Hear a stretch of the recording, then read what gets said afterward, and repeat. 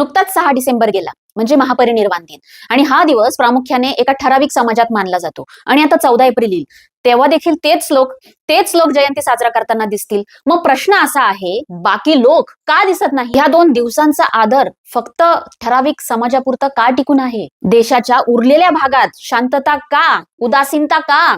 हो, यात अपवाद आहेत. जे बाबासाहेबांना वाचतात, त्यांची पुस्तकं उघडतात, त्यांचे विचार समजून घेतात, त्यांच्यावर हा प्रश्न लागूच होत नाही.